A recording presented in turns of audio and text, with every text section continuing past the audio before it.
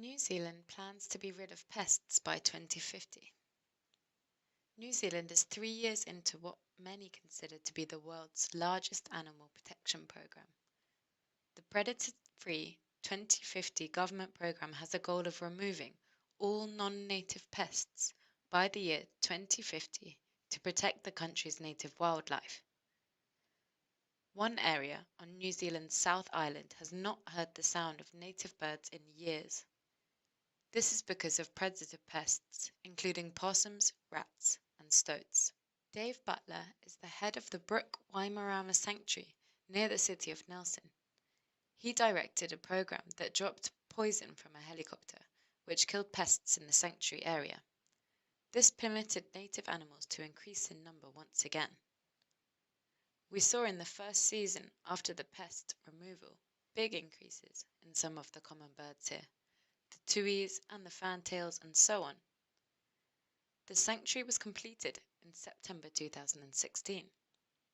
It takes 7 hours to walk around the pest-free area. Butler says there are plans to expand the project. We have got the opportunity of working back into the city from here. It's a 10 minutes drive away, and bringing these amazing birds back into people's We've sort of got 100,000 hectares of native forest to start restoring and bringing that back.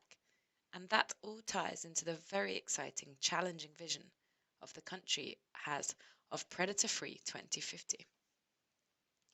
Butler added that settlers who arrived in New Zealand introduced animals such as rats, possums and stoats that put native wildlife at risk. Skye Davies is the manager of Tasman Environmental Trust.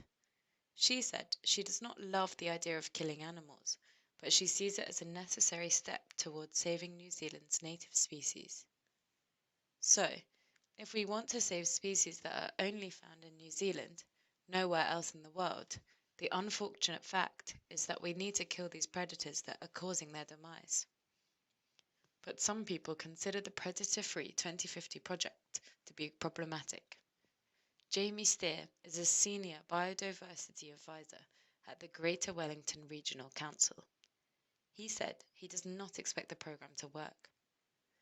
One of my biggest issues with predator-free 2050 is that it sets up public expectations that it just cannot possibly live up to. It creates the impression that the removal of just 5 introduced mammals will be a game changer for the conservation in New Zealand, when it would actually be nothing of the sort. Still, hundreds of community conservation projects and science and environmental agencies have joined the government's war on pests.